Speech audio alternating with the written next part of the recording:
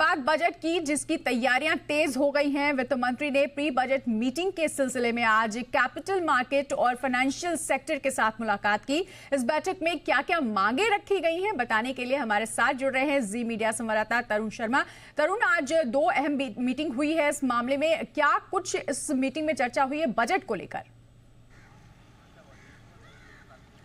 बिल्कुल बताना चाहूँगा। वित्त मंत्री ने आज प्री बजट मीटिंग के तौर पे फाइनेंशियल और जो कैपिटल मार्केट के लोग हैं उनसे मुलाकात करी। इस मीटिंग के अंदर एसेट मैनेजमेंट कंपनीज के एचडीएफसी और कोटक महिंद्रा बैंक के एएमसी के एमडी मौजूद थे, नाबार्ड के चेयरमैन, पीएनबी के एमडी, इसके साथ साथ ब्रोकर एसोसिएशंस के पार्टिसिपेंट्स ने भी इस मीटिंग को अटेंड किया। साथ ही एनबीएफसीज के मुथूट फाइनेंस से और एफआईडीसी जो है उनके डायरेक्टर ने भी इस मीटिंग को अटेंड किया। जो हमारे सोर्सेज हैं वो ये बता रहे हैं कि इस मीटिंग के अंदर एनबीएफसीज की तरफ से डिमांड की गई कि एक पर्टिकुलर एक फ़ंड सरकार को बनाना चाहिए। वो फंड को सरकार सिडबी को दे सकती है और सिडबी जो है वो एनबीएफसीज को लेंड करे, ये एक डिमांड थी। दूसरा था कि जो सरफासी एक्ट है वो 20 लाख या 20 लाख से ऊपर के जो एनबीएफसीज के लोन देती है उसी पे लगता है, तो इसका जो लिमिट है उसको कम किया जाना चाहिए, जिससे एनबीएफसीज को पैसा रिकवर करने में एक सहायता मिल पाएगी।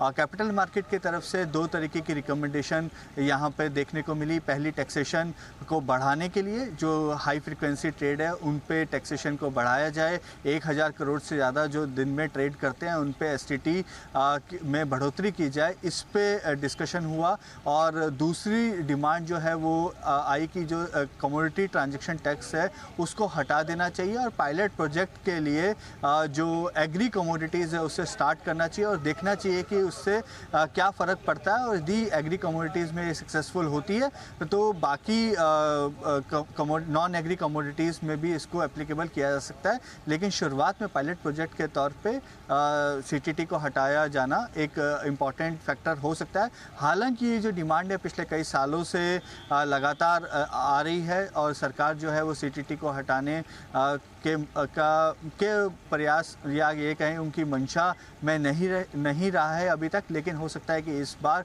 कोई बड़ा रिलीफ यहाँ पे एग्री कमोडिटी को मिल जाए। इसके साथ साथ मॉर्गन स्टैनली के जो कंट्री हेड है वो भी इस मीटिंग में मौजूद रहे।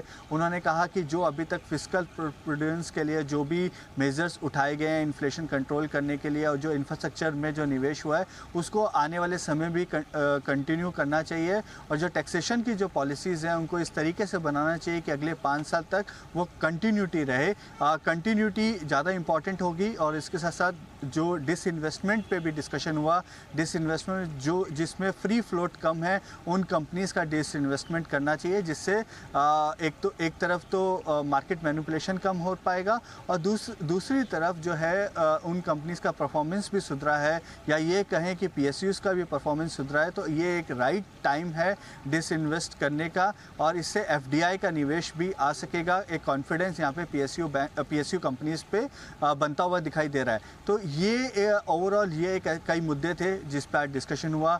और आज दूसरी जो मीटिंग है एसोसिएशंस के साथ है, वो मीटिंग अभी चल रही है। 6 बजे उम्मीद की जा रही है कि वो मीटिंग समाप्त होगी। उसमें ओवरऑल इंडस्ट्री के जो एसोसिएशंस हैं वो अपनी डिमांड रखेंगे और अपनी एक विश लिस्ट जो है वो वित्त मंत्री को देंगे। बिल्कुल, तो देखिए आज दो अहम मीटिंग, एक मीटिंग जो हो चुकी है, इस मीटिंग में किस तरह की चर्चा हुई एक्सपर्ट्स के साथ, ये जानकारी हमारे संवाददाता दे रहे थे। दूसरी मीटिंग अभी चल रही है जिस पर टैक्स को लेकर भी चर्चा हो सकती है, सूत्रों के हवाले से ये खबर है। लगातार इस तरह की बैठकें चल रही हैं, प्री बजट चर्चा है ये और इसी चर्चा के बाद बजट हमारे सामने आने वाला है। पहला बजट अंतरिम बजट था, लेकिन ये बजट बहुत सारी उम्मीदें लेकर आएगा। शुक्रिया तरुण इस पूरी जानकारी के लिए।